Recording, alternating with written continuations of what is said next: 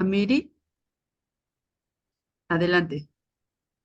Hello everyone, مرحبا in فلسطيني.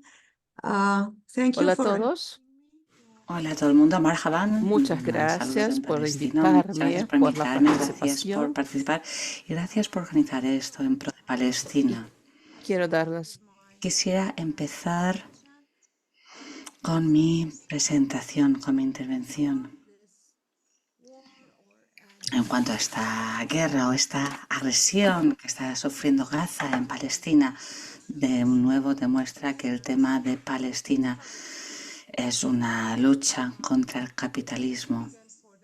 Es la lucha para la libertad de Palestina y también la lucha en contra del fascismo y en contra del capitalismo.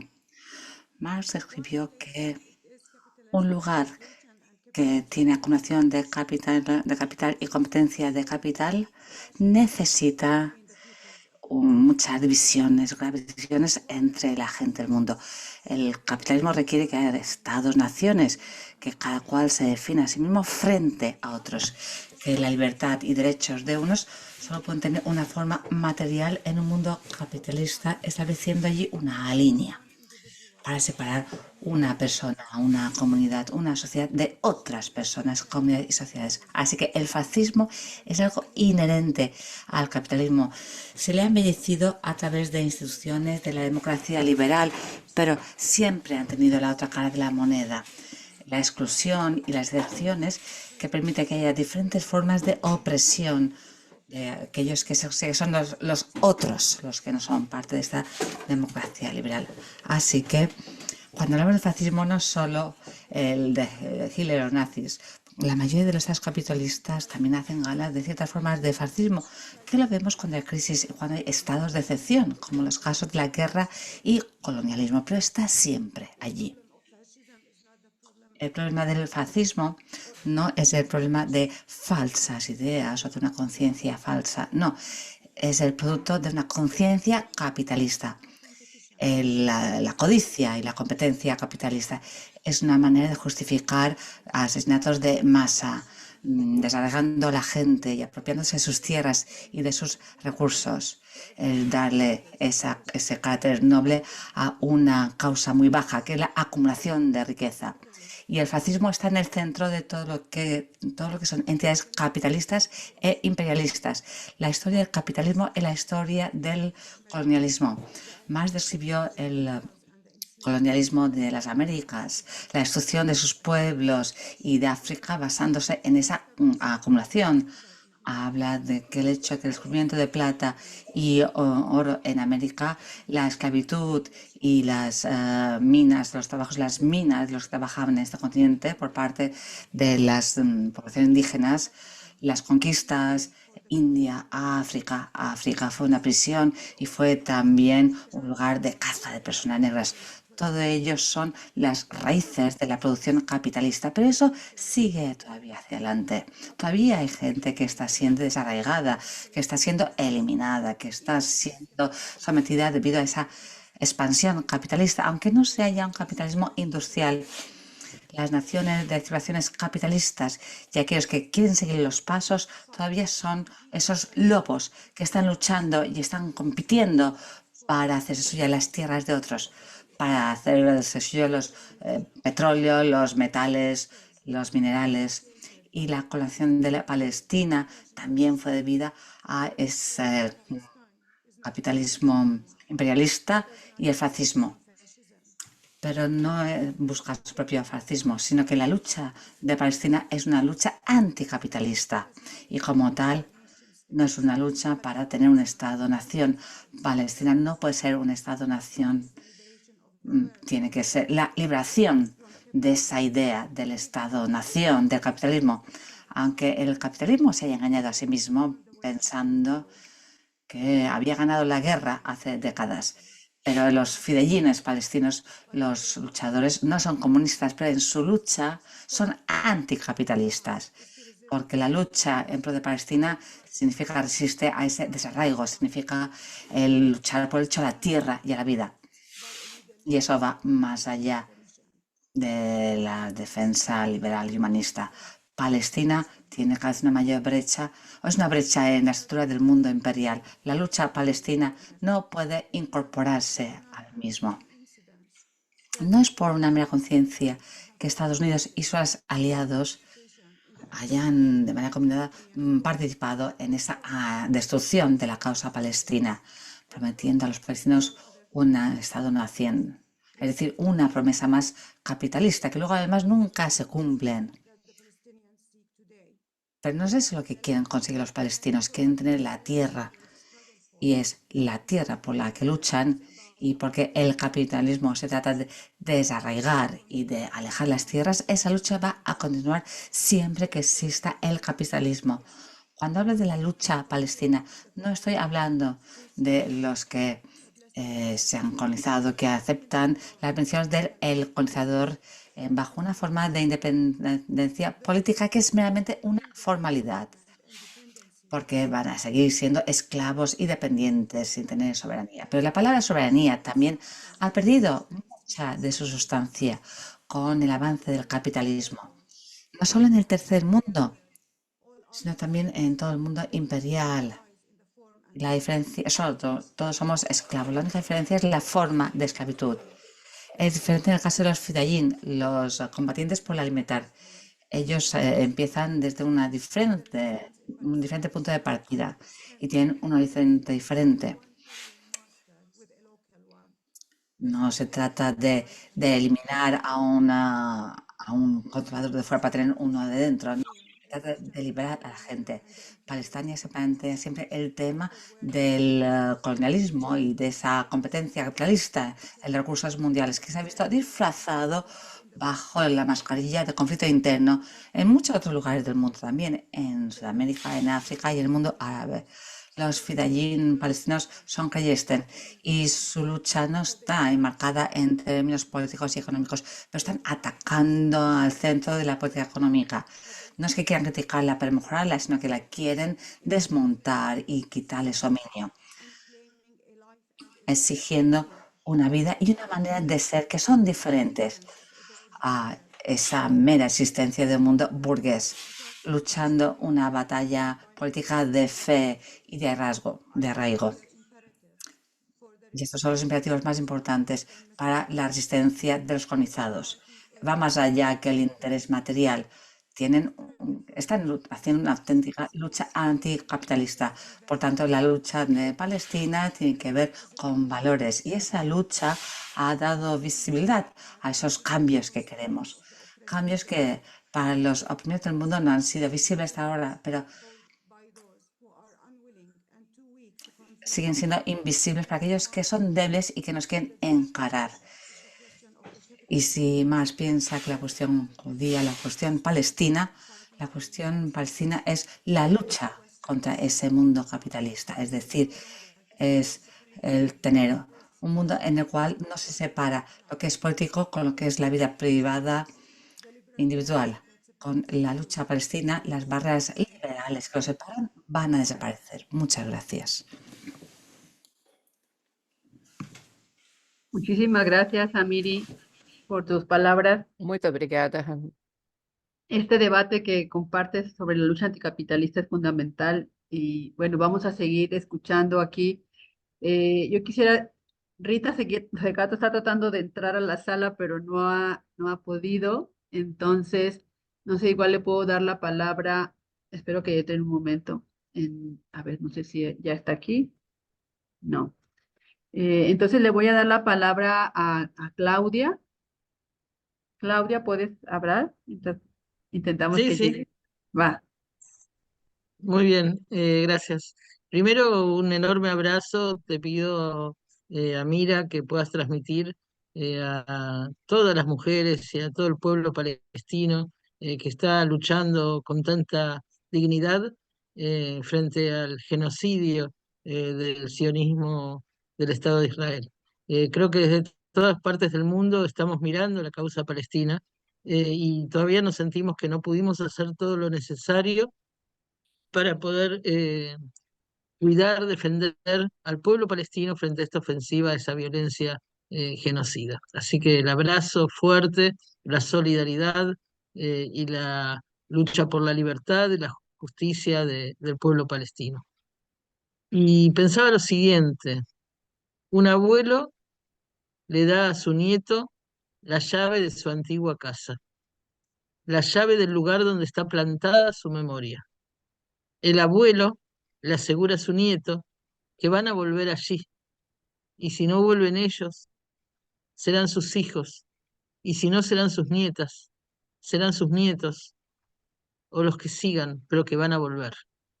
El pueblo de Palestina va a volver a sus territorios.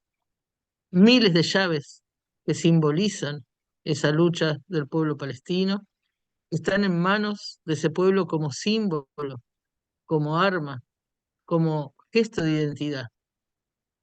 El abuelo palestino perdió su casa, su territorio, sus olivos, pero no perdió su memoria, pero no perdió su dignidad. Y es en esa memoria y en esa dignidad que inspira a todos los pueblos que, agredidos, como bien decía Samira, por el capitalismo, el colonialismo, el racismo, el imperialismo, la violencia guerrerista, miran en esa dignidad y en esa capacidad de resistencia palestina un ejemplo a seguir, como lo hemos visto también en el pueblo en Sudáfrica, luchando contra el apartheid, como hemos visto la lucha contra la guerra de Vietnam en todo el mundo. Hoy se cumplen 76 años desde que se inició la Nakba palestina, una Nakba que nunca terminó, aunque dijeron que así fue. Una Nakba que significa catástrofe, desastre, y es la forma en que se designa el éxodo palestino obligado a partir de la colonización del Estado de Israel. Y como decía, la Nakba no terminó, y hoy el pueblo palestino sigue sufriendo la expulsión, la violencia, el genocidio. Desde el pasado octubre, cuando se reinicia esta nueva etapa de lo que podríamos también llamar la Nakba, Israel ha masacrado y desplazado a más del triple de palestinos en Gaza que en toda Palestina durante la primera etapa de la Nakba. Entonces, de acuerdo a los datos que tenemos de la Embajada Palestina en Argentina, en un balance que no es definitivo porque las cifras se basan únicamente en los cuerpos que llegan a los hospitales, la agresión de la ocupación israelí contra el pueblo en Gaza y Cisjordania es de 35.648 personas asesinadas, 84.100 heridas. De esas, 15.103 son niños, niñas asesinadas. Es un genocidio y es también un infanticidio. Hay niños muertos por desnutrición y deshidratación. Hay más de 9.200 mujeres asesinadas. 1.049 adultos y adultas mayores asesinadas. ¿En nombre de qué? ¿Con qué derecho? ¿Dónde está la justicia? La verdad que nos genera una indignación, una rabia, un dolor, que es difícil de casi hablar sobre esto, que duele, porque nos parece que no hay ninguna razón para que en pleno siglo XXI tengamos que volver a vivir genocidios como estos. Sin hablar de los periodistas, más de 144 periodistas asesinados y asesinadas, los hospitales fuera de servicio, los centros de salud 55 fuera de servicio, y que el 80% de la población en Gaza ha sido desplazada por la fuerza. Es decir, la Nakba continúa y la pretensión de Israel, del Estado sionista de Israel, de generar un Estado 100% judío, va contra todas las lógicas humanitarias que se han venido construyendo desde estos últimos siglos del derecho internacional, que plantea en cualquier rincón del planeta estados plurinacionales, si es que son necesarios los estados, convivencia plurinacional en los distintos territorios. Yo pregunto, frente a todos estos crímenes, ¿cómo nos sentimos? No solo cómo lo pensamos, porque pensarlo es imposible, pero cómo lo vivimos, cómo no nos acostumbramos, cómo cada día no multiplicamos las acciones de resistencia. Por suerte, las y los jóvenes sobre todo estudiantes en Estados Unidos, en Europa. Hoy están en la plaza también en Buenos Aires, haciendo una fuerte concentración para señalar la solidaridad.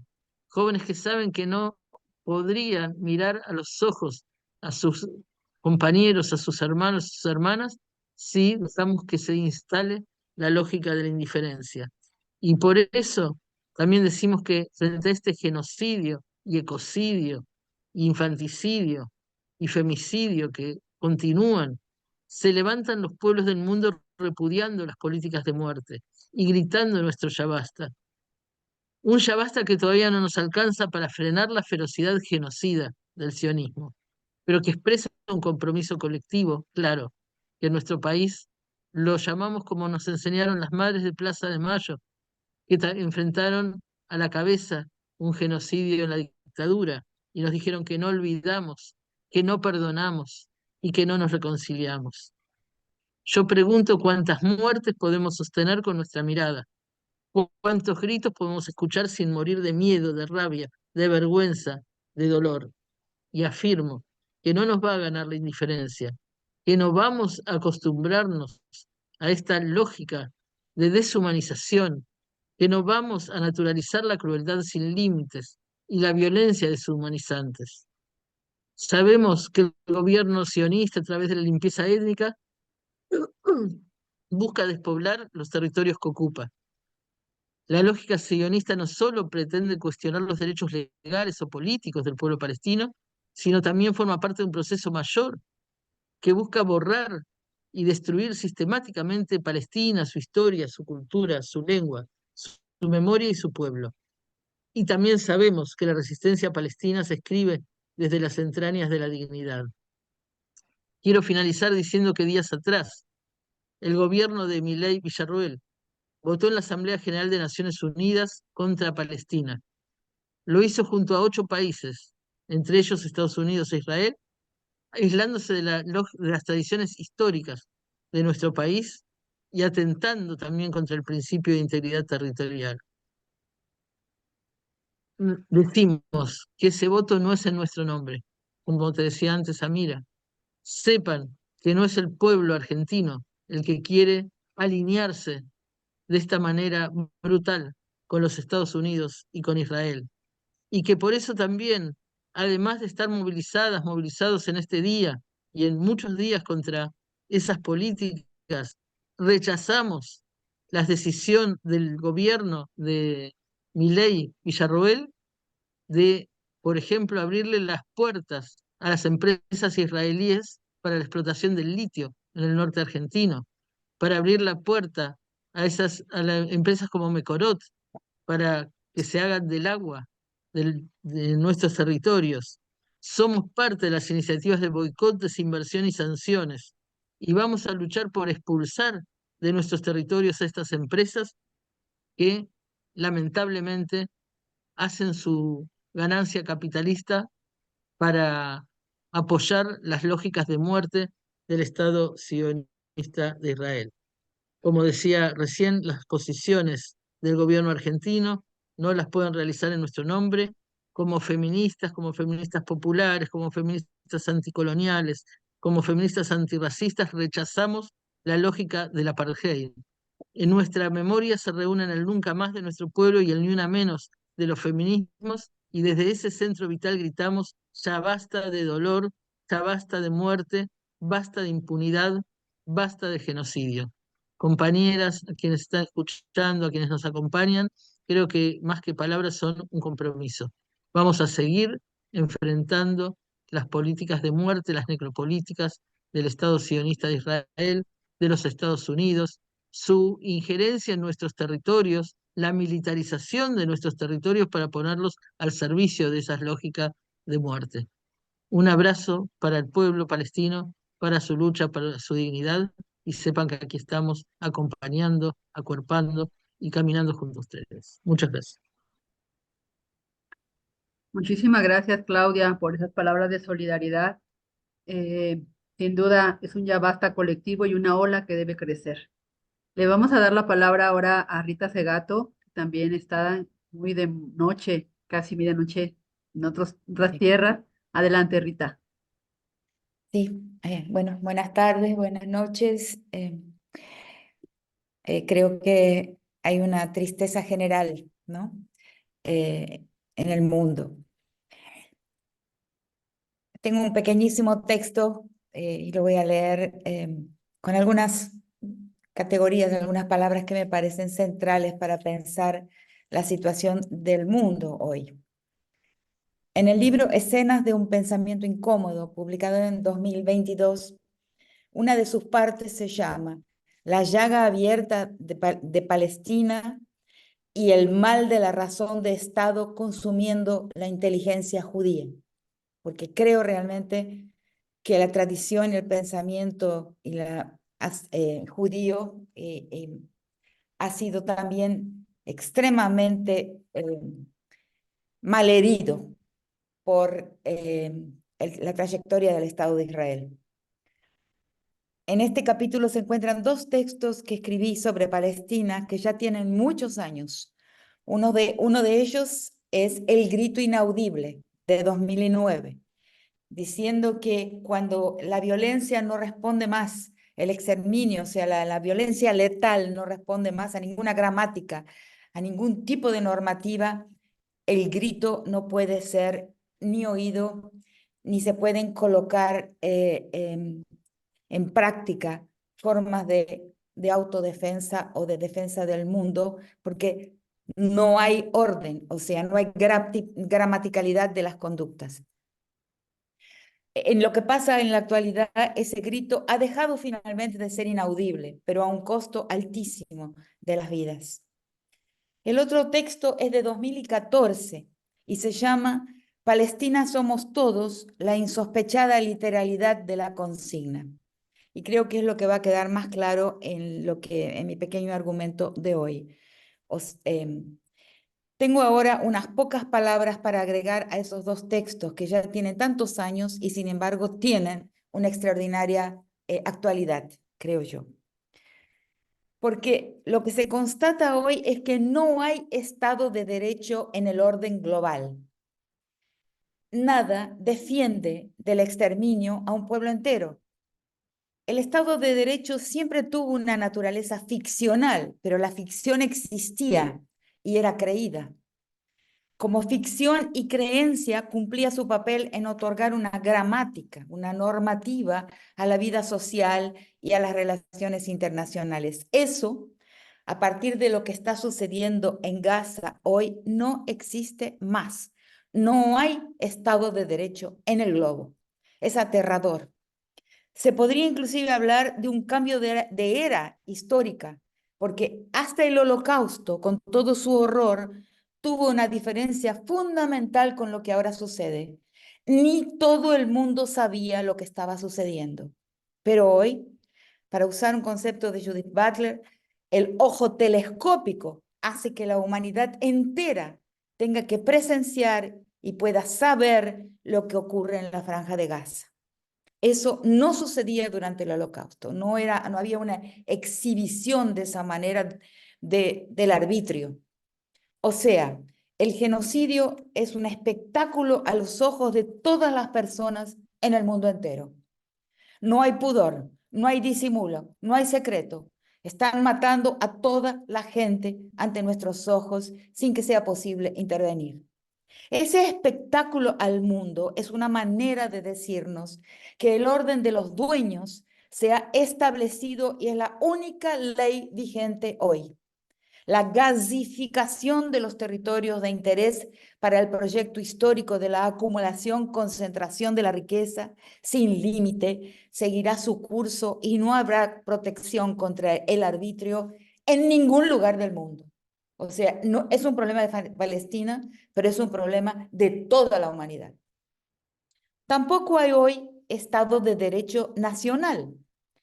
Los gobiernos de los países de Europa democráticos han dispensado el orden democrático y deciden qué es lo que es posible pronunciar y qué es lo que no es posible pronunciar. La palabra Palestina no puede ser pronunciada. La vida no puede ser defendida. No se puede intentar detener la masacre.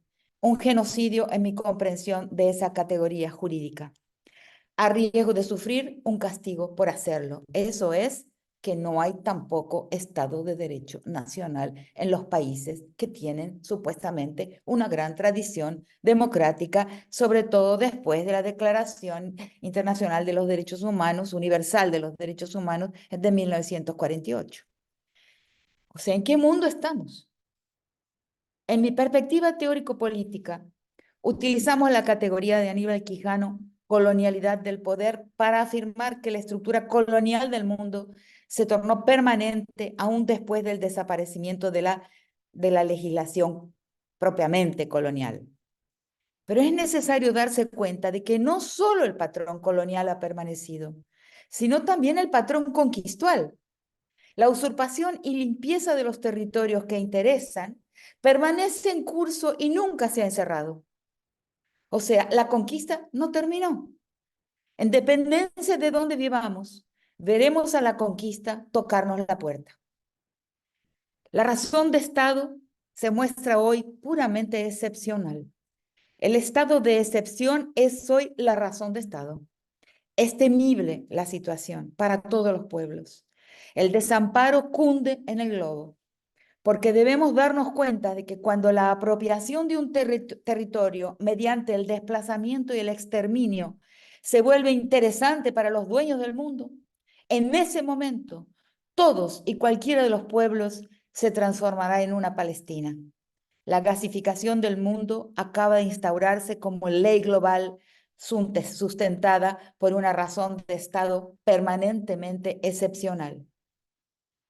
Pero sucede que cuando la razón de Estado contradice de forma flagrante la razón de la vida, que es la razón del arraigo en un territorio, también surge una ley moral mayor que se llama el derecho a la desobediencia civil, propuesta por Henry Thoreau en 1849, también ejercida por Gandhi y aceptada como una posibilidad, como un derecho. Es un derecho que es lo único que resta y se vuelve indispensable cuando no rige el orden y cuando se desafían las leyes del derecho a la vida. Y esto es lo que está sucediendo en este mismo momento de la historia, aquí donde me encuentro en este periodo de mi vida, en estos días, que es Europa, y también en los Estados Unidos, y va cundiendo lentamente en el mundo un grito que es el ejercicio del derecho a la desobediencia.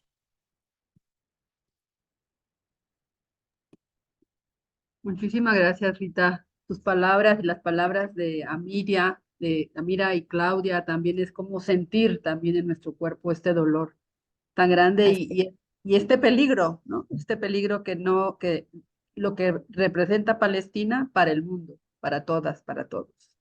Así es eso. Toda persona de buen corazón está sufriendo en este momento. Así mismo. Gracias por tu tiempo. Aquí seguimos. Le voy a dar la palabra a Iván, si quieres venir para acá. Iván Carrasco está aquí en Guadalajara. Igual ni los he presentado porque esto así como que también quiero ganar tiempo para que, para que no sea muy noche para las compañeras que están allá. Pues, adelante, Iván. Hola, ¿qué tal? Mucho gusto estar aquí con ustedes compartiendo este panel. Me siento sumamente honrado de compartir esta mesa con estas personalidades que me han antecedido en la voz, que han dado una radiografía muy completa del sentir actual que tenemos con respecto a Palestina, a la tierra, a la población y a toda la causa que esto significa. Quisiera detenerme solamente en tres aspectos fundamentales. Ustedes ya han abordado la mayoría y eso me da mucho gusto porque hay como cierto consenso del dolor. Palestina es la brújula moral de la humanidad en la actualidad y eso no nos debe de dejar alejados de esta cuestión, de esta causa. Por un momento pienso que hay dos terrenos de juego. Uno es la opinión pública y otro es el campo abierto militar. Si bien el campo abierto militar es el que está generando destrucción, muerte, desolación, también hay otro lado que es la opinión pública mundial, que vuelve a ser mundial después de haberse regocijado en lo aldeano, en lo provincial, vuelve a converger en un complemento global donde todos partimos con una sola voz y una sola defensa, que es alto al fuego, alto a la ocupación, alto a la masacre, alto al genocidio. En ese sentido, cuando ves a los universitarios levantarse, cuando ves a los jóvenes de todos los pueblos, de todas las razas, de todos los credos, de todos los niveles socioeconómicos, estamos dando cuenta que el llamamiento vuelve a ser uno solo, a destruir esto que nos ha impedido desarrollarnos humanamente a todos los niveles y con todos los pueblos. Y esto me lleva a pensar a la segunda categoría que quiero establecer después de la opinión pública. Debido a esto, me sumo a las voces que dicen, estamos en un proceso de transición hegemónica. El mundo como lo conocemos desde la Segunda Guerra Mundial se está desmoronando. Y nosotros somos actores y agentes de este proceso de desmoronamiento en el que tenemos que incidir como con capacidad de agencia de decir, este mundo que hemos vivido ya no lo queremos y queremos la oportunidad de uno nuevo. ¿Cómo? Proponiendo, realizando, creando. Y los ejemplos están en este tipo de resistencias en favor de la causa palestina en su totalidad y junto con la causa palestina, la justicia social de todos los pueblos que viven bajo una opresión. Y esto también me lleva a conectar la tercera idea, la desestructuración de la narrativa oficial. Es importante quitarle las herramientas militares comunicativas a los agentes de la desinformación para reforzar la opinión pública y para contribuir a este cambio de paradigma a nivel global. Para empezar, requerimos una conciencia global. Y cuando digo conciencia global, no me refiero solamente al espacio de toda la globalidad, de todo el globo terráqueo, sino también una conciencia global de todos los tiempos.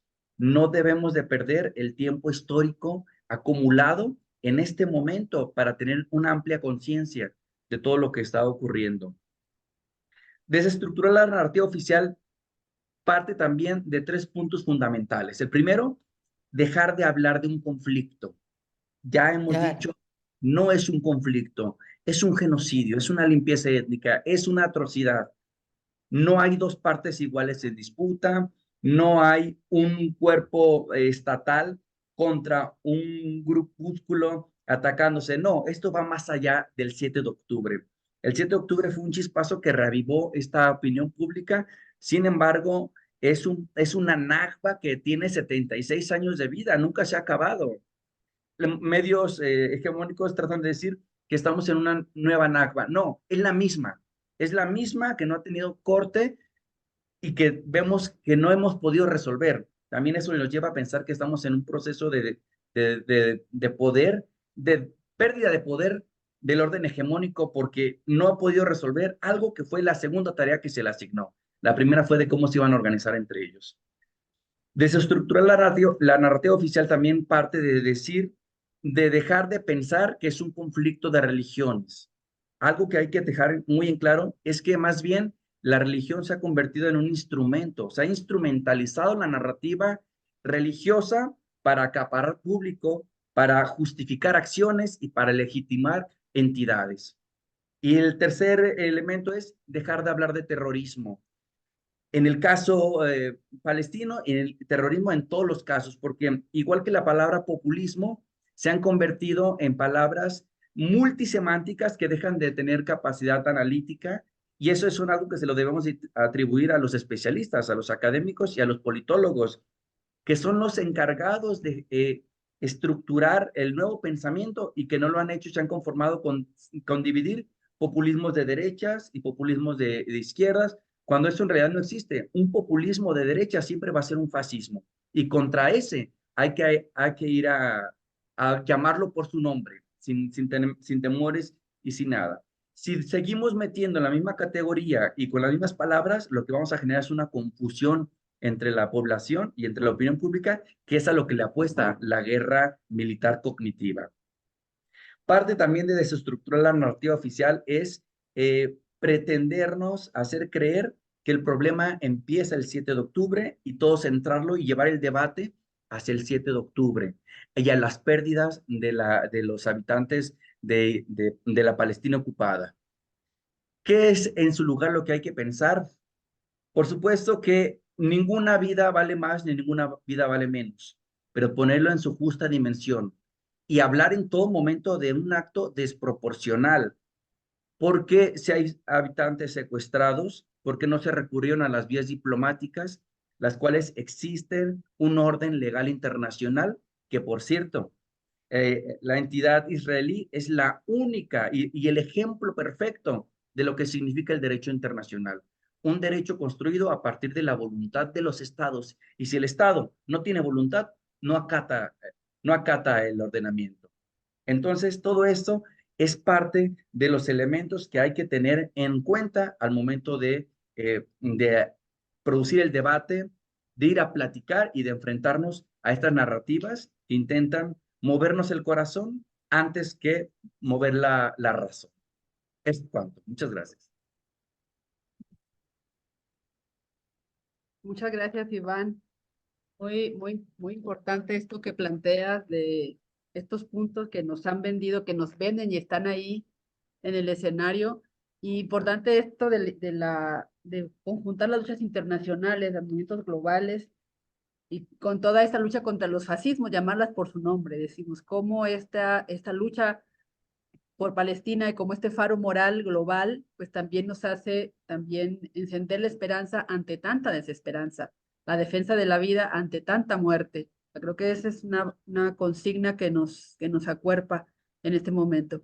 Y decirles que, bueno, este espacio, este diálogo lo estamos promoviendo desde en el corazoncito del Comité de Solidaridad con Palestina en Guadalajara, desde el Consejo de Educación Popular de América Latina y el Caribe, que tiene presencia en 21 países, y desde la Asamblea Social Mundial de Luchas y Resistencias del Foro Social Mundial. Nos vamos sumando, vamos acuerpándonos. Le voy a pasar la palabra ahora a Leo Gabriel. Él es un compañero que ha hecho un trabajo muy importante, investigador, antropólogo, también está en Europa, en Austria particularmente. Leo, él creo que va a traer algunas cosas que ustedes han dicho a manera también entre síntesis y también algunas propuestas para seguir andando. Muy buenas noches, aquí es bien noche también. Primero, felicitar a Seal y a los demás también que han posibilitado estas reflexiones que creo que son excepcionalmente profundas porque lo lleva a lo particular a nivel general. Creo que estamos todos enriquecidos por argumentos como de Amira, que dice que el fascismo es inherente al capitalismo y si queremos cambiar esta situación nos tenemos que atacar contra el marco capitalista en que se desarrolló eh, esta y muchas otras guerras. Estoy también muy de acuerdo con Claudia, que dice que en esa dimensión histórica la Nakba sigue hasta el día de hoy y nunca ha dejado de existir en la región de Palestina. Al igual que Rita, que había dicho que no hay Estado de derecho a nivel global, que hay una colonialidad del poder que sigue existiendo. Y en lo último, me gustó también mucho lo que ha dicho Iván y que sentimos de alguna manera gente que estamos así con las luchas progresistas, que con toda la tristeza que nos está causando Gaza y sus contornos, esto es un elemento unificador de a nivel internacional, de las diferentes corrientes que se estaban discutiendo entre líneas políticas, etcétera. Estamos todos profundamente convencidos que esta situación tenemos que cambiar. ¿Pero cómo? Y ahí les comparto algunas ideas que en mis contactos, no solamente con los palestinos, pero también con gente que está a nivel de la ONU, por ejemplo, que hemos discutido desde el octubre pasado. La primera idea que se nos ocurrió y que en parte también a través de diferentes grupos que conforman movimientos, el Foro Social Mundial, nos queda claro desde el principio que con disculpen, maldito Netanyahu, no hay solución posible. Pero ¿cómo quitarlo? Y ahí surgieron dos ideas. Por un lado, la idea, y aquí en Austria tenemos unos juristas, también tenemos una juez muy destacada en la segunda instancia de La Haya. Tenemos un reportero contra la tortura de las Naciones Unidas y el presidente mismo de la Comisión de Derechos Humanos. Nos reunimos ya por el mes de noviembre, diciembre, y decidimos que lo que hay que hacer en este momento estratégicamente es ir de frente contra Netanyahu al acusarlo ante la Corte Penal Internacional. Cosa que a veces uno desarrolla idea y en otro lado del mundo alguien tiene la misma idea. Y en este caso, ustedes saben, fue Sudáfrica. Pero existen otros que se van a sumar en la Fiscalía de la Corte Suprema para hacer más fuerte todavía esto a nivel jurídico. Pero a nivel militar, ¿qué se puede hacer? Y ahí hay una idea, por favor, no me digan de antemano no se puede, porque si uno empieza con no se puede, uno nunca hace nada. ¿Les parece quizás un poco utópico? Pero no es tanto. La idea es de a partir del momento que los Estados Unidos, por las presiones internas hechas por todas nuestras movilizaciones, y las movilizaciones que se hicieron en la universidad, etcétera, por la cercanía de las elecciones, etcétera, una vez en el poder, desgraciadamente es el poder único casi en Naciones Unidas, que es el Consejo de Seguridad, los Estados Unidos se abstuvieron. Si esta abstención sigue de una manera u otra, es la posibilidad de hacer prevalecer el capítulo 7 de la Carta de Naciones Unidas, que tiene una posibilidad de una intervención militar. Y según mis fuentes, ya hay varios países, sobre todo en el lado asiático, pero también países árabes, que están dispuestos a mandar. Ahí la pregunta que hicieron es, ¿y nosotros podemos enviar 10.000 cascos azules?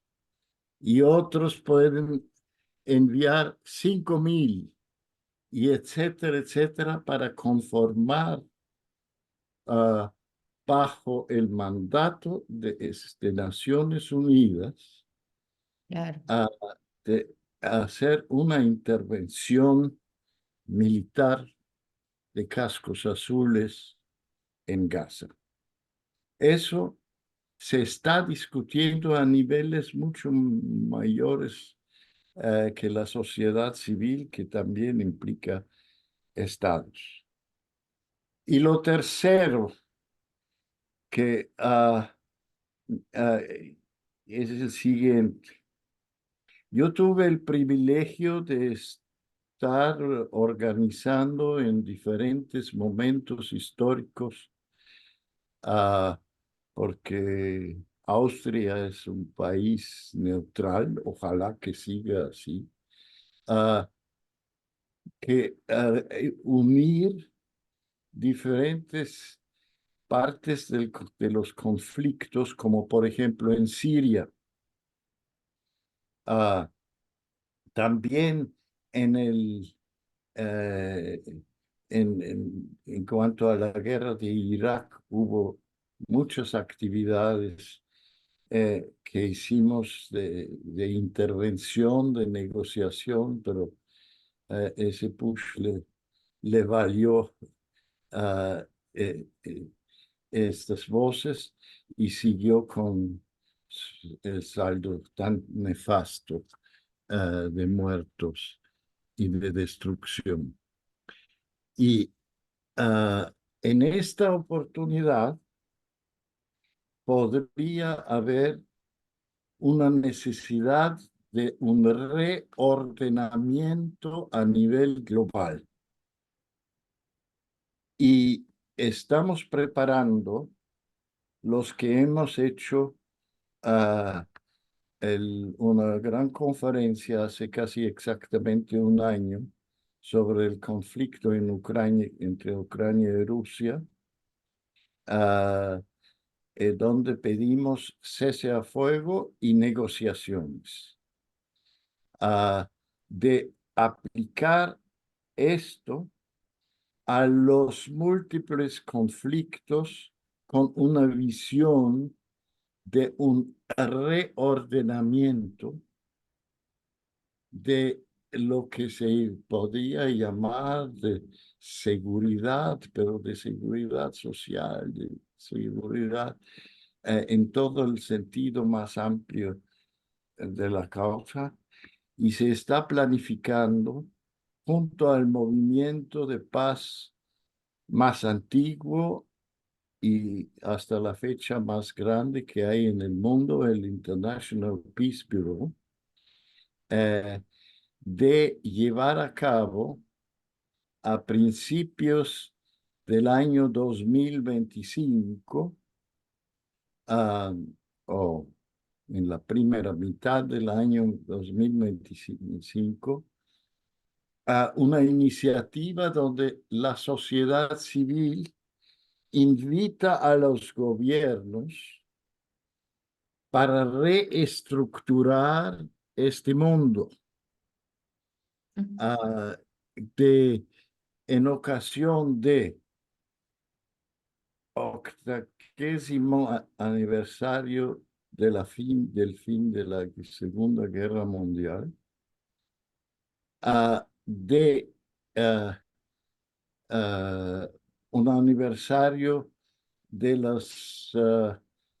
de la conferencia de Helsinki, que dio pie mucho a lo que pasó después alrededor del bloque del Este y de la Unión Soviética.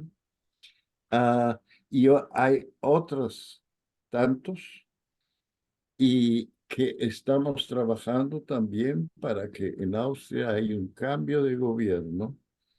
Y si se da este cambio de gobierno, podríamos tener, no ahora, pero después de las elecciones en septiembre, la posibilidad de convocar una cosa de ese tamaño. Pero ¿qué significa eso? Y con eso termino a nivel del... tú tienes razón, Iván, que no hay que hablar de conflicto, pero de la guerra. ¿Qué significa eso? Es que tenemos que desarrollar una visión, aunque sea parezca en ese momento hipotética, de que hacia dónde queremos ir. Con mucha razón, creo que fue Amira que había dicho, el Estado nacional ya no sirve. Toda la trayectoria que viene desde la Revolución Francesa, que fue el ejemplo a nivel de constituciones en casi todo el mundo, con ese verticalismo que incita a los poderes centrales, con esa corrupción que atraviesa casi todos los parlamentos en el mundo, a hacer una alternativa. Y ahí hay un filósofo kantiano,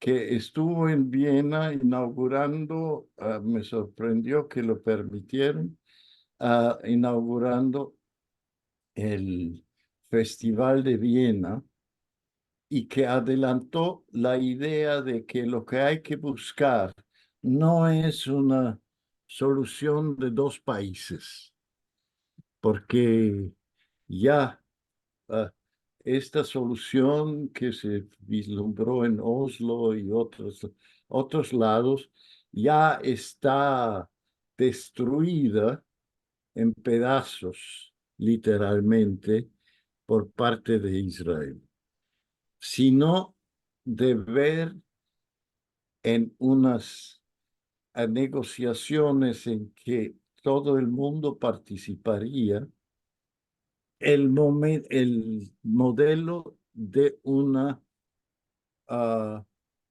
confederación.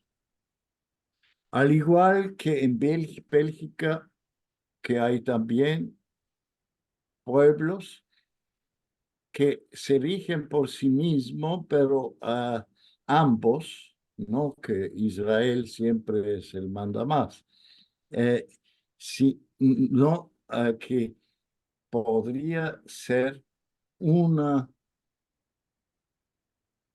figura que podría orientar en este y en otros conflictos el espíritu de la autodeterminación de los pueblos desde abajo. Esto es más o menos lo que estamos discutiendo y no digo que es la verdad, sino es una propuesta con algo que se tiene que empezar. Muchas gracias por su atención. Muchas gracias, Leo. Muy importante, muy interesante lo que planteas. Y yo me quedo, digo, creo que todas y todos los que estamos aquí queremos que este genocidio termine, que el pueblo palestino retorne a su territorio, que haya justicia para Palestina y que haya justicia para todos los pueblos que están siendo oprimidos. También me quedo con esta palabra que Rita planteaba, el derecho a la desobediencia civil, y también esto último que dice Leo, como la autodeterminación de los pueblos para definir su rumbo. Yo creo que tenemos que mantener encendida la vela de la esperanza y pensar que Palestina pronto regresará a su tierra, que estamos viviendo la posibilidad de una revolución global para decir ya basta, y también para comprometernos como humanidad, que ahorita estamos de varios continentes, en la mañana muy temprano estaban los de Asia haciendo en Katmandú un evento, que tenemos que reconstruir entre todas y todos Palestina y también otros pueblos que también están siendo devastados y devastados. Hay, no hay preguntas, bueno, aquí sí, no hay preguntas, pero yo quisiera, antes de que nos acabe el tiempo, darles la palabra a Mira, si quiere dar unas palabras también, a Claudia, luego a Rita y a Iván, como para ir también, pues, Tengo que, dale, me dale, Rita, tengo que dale, retirar. va. Ok, que seamos oídos y que algo defienda la vida de los palestinos. Chao. Muchas gracias por el esfuerzo, Rita, por estar. No, Un un placer. abrazo. Ah, mira, ¿quieres comentar algo? Abre tu micrófono. Yeah. Sí, sí, creo que Was there a question about mm, feminism in the no sé si he visto una pregunta en el chat sobre el feminismo palestino, me parece, que he visto algo. Quizás se pueda traducir. Estoy intentar.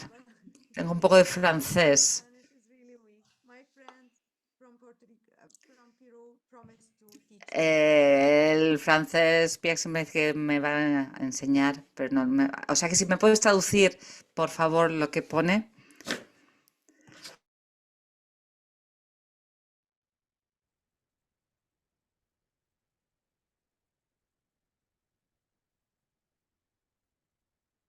Yeah. Sí, muy bien. Yeah, well, Sí. I don't like separating them. No me gusta separar Genocide and reproductive genocide. It's los diferentes genocidios reproductivo o no reproductivo. Todo es genocidio. A lo que se está atacando es la existencia de Palestina en tierra palestina. Da igual. Todo lo que sea parte de la vida palestina es objetivo. Y evidentemente los úteros, los bienes de las mujeres es uno de los objetivos, evidentemente. Sí, quizás sea especial en la colonización Israel, en la colonización sionista, que lo hace diferente de otras formas de colonialismo. Y es que es un asesino de niños. Ese odio hacia los niños, hacia la infancia, por esa posibilidad de vida, de que haya vida palestina. Y sí, efectivamente, atacan los vientres de las mujeres y a los niños pequeños y pequeñas. Sí. Entiendes que luchan con combatientes, pero que hagan eso, atacar a las mujeres. Ya las mujeres, aunque no estén embarazadas, el ataque a los vientres, a los úteros de las mujeres, a los niños y niñas pequeños, no es genocidio reproductivo, es genocidio. Se trata de eliminar la vida palestina y la vida de la posibilidad de una vida futura. Por tanto, lo que se quiere destruir es el futuro de las vidas palestinas. Cuando se ataca a las mujeres se quiere prevenir ese futuro de la vida en Palestina. Pero cuando se ataca a las mujeres quizás llame más la atención. Los colonos tienen camisetas que tienen un eslogan que dicen: hay que matar a las mujeres. Si matas a una mujer, matas a dos en uno. Está muy claro entonces lo que piensan. Muy francos, lo dicen sin ambajes. Sí, es su misión, la misión sionista.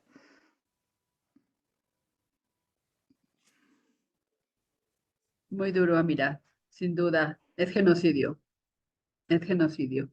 Claudia.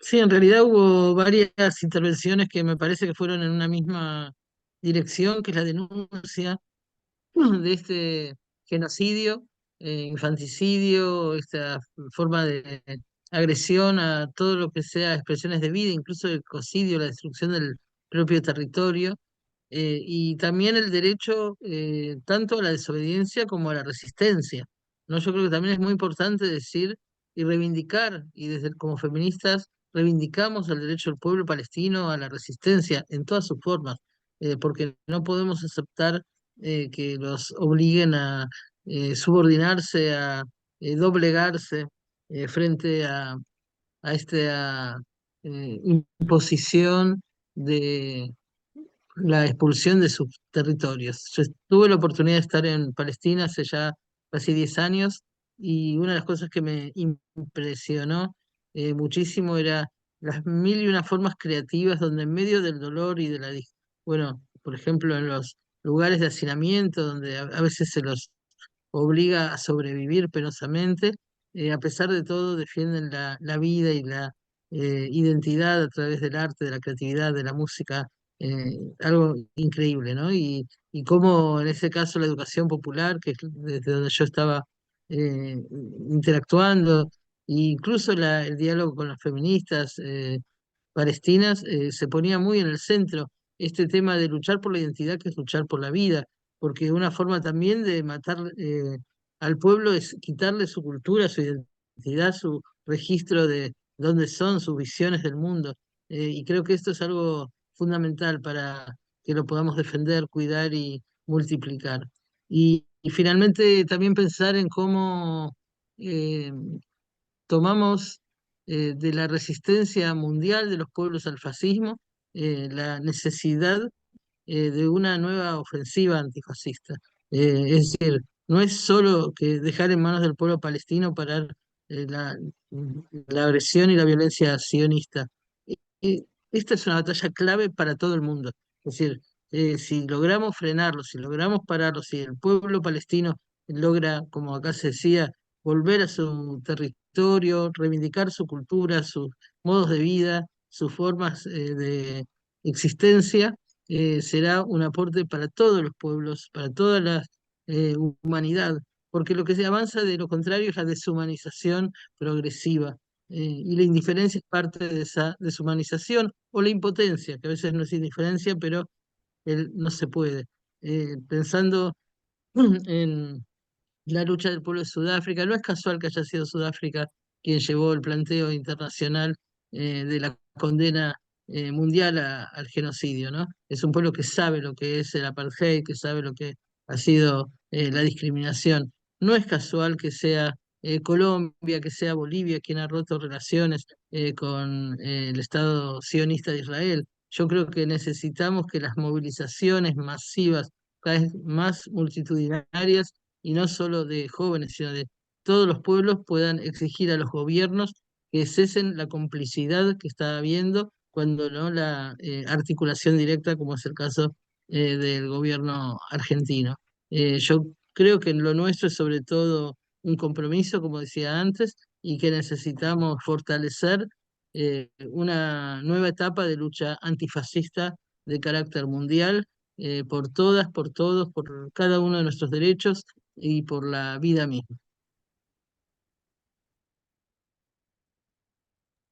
Muchas gracias, Claudia. Le vamos a dar la palabra a Iván para que también nos comparta pues, sus reflexiones en este diálogo que estamos teniendo. Muchas gracias. Pues sumarme a todo lo que ya han estado diciendo y apoyando en todo momento, con todo el esfuerzo, con todo el apoyo, con todo el corazón, con toda la mente, con todo lo que se pueda. Advertir nada más dos cosas. Tenemos dos eh, grandes enemigos que hay que detectar y luego buscar la manera de desestructurar su narrativa. Una es los medios de comunicación y sus comunicadores que repiten un documento, que repiten unas palabras, no, que lo hacen, pensemos que por ingenuidad, que lo hacen porque no conocen el tema, no son especialistas y replican. También lo sabrá quienes con todo el dolo y con toda la hazaña mienten, tergiversan la información y nos las dan a conocer. Y otra, y que me parece la más dura, es la que se ejerce a través de la diplomacia.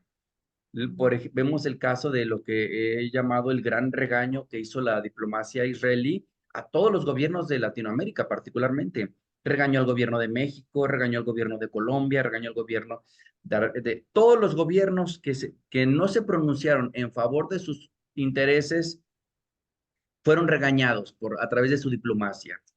Y tiene una diplomacia también armada, que se presentan en foros y muestran una narrativa muy doliente, muy sensible, retrotrayéndose a momentos de mucha crueldad, sin advertir el grado de deshumanización que sus propias palabras están provocando, y aún así llaman a conferencias de paz, llaman a conferencias de diálogo, cuando esas palabras tienen de fondo una traición, y esa traición es el genocidio en la tierra, en su propia tierra.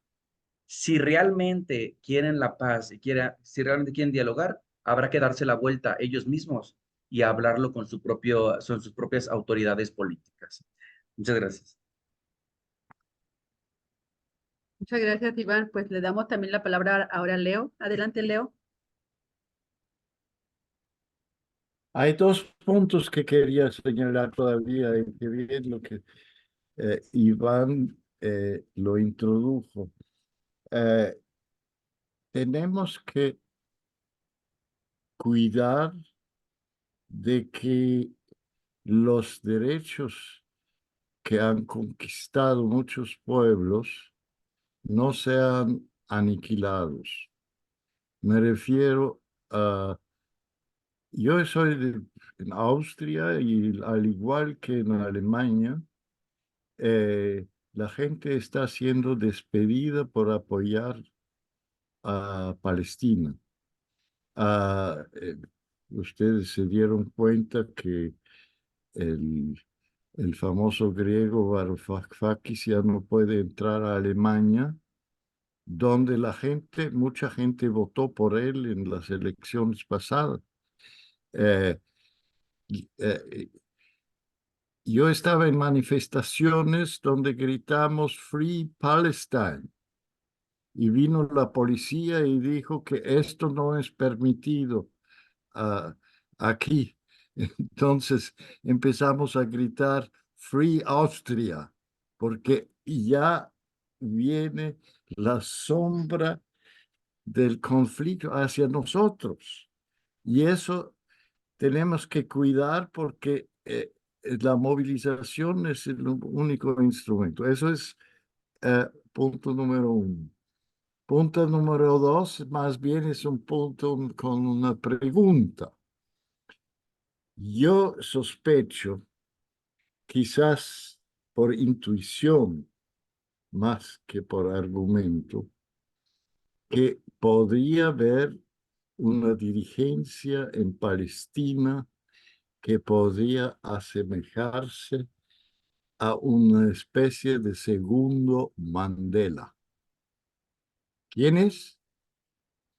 Se llama Marwan Barghouti, que está en la cárcel desde hace 20 años, creo, más, y que ha logrado desde la cárcel, según parece, una especie de unificación entre Fatah y Hamas. Y esto tendría que ser uno de los próximos en un momento que se da un intercambio de salir libre, y creo que puede tener mucho eco afuera. Danke. Muchas gracias. Leo, por aquí alguien escribe en el chat que esto que está ocurriendo y que se siente tiene algo de teológico o espiritual.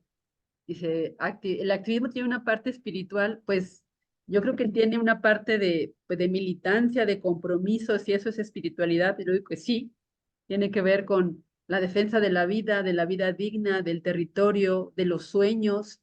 O sea, no permitamos que sigan destruyendo los sueños de los palestinos, palestinas, palestines. Acá decimos nosotros, no vamos a dejar de gritar Viva Palestina Libre o Free Palestine, porque esa es nuestra bandera. Y quiero compartirles, antes de que nos vayamos, que agradezco mucho este espacio porque se unen diferentes voces. Sabemos que está resonando en diferentes partes del mundo, en Europa, bueno, en Austria, en Alemania, en Argentina, en México, en Palestina, en Irlanda. Bueno, hay compañeras en Brasil que están aquí en otros territorios de América Latina haciendo fuerza. Y creo que Palestina está logrando que nos unamos los diferentes. Hoy, en la tarde, dentro de una hora o casi 2 horas, poco menos, nos vamos a juntar en una marcha con la Unión de Jóvenes Revolucionarios de México y con la Unión de Estudiantes Alternativos, el Comité de Solidaridad con Palestina, los sindicatos de maestros, las madres de desaparecidos, para luchar contra esta Nakba y por Palestina libre. Estamos sumando voces, vamos de a poquito, empezamos 10 en octubre en Guadalajara y ahora podemos decir que somos un grupo más o menos sólido de, digo, el bloque fuerte, unas 30 personas, pero detrás hay, no sé, 300 o quizás más. Esperamos seguir sumando, súmense a las voces de Palestina, creo que podemos hacer eco de la lucha desde aquí, desde nuestros territorios, investigando qué empresas israelíes están en nuestros territorios y exigir que se rompan esas relaciones. También hacer boicot a los productos israelíes, hacer boicot a los productos gringos.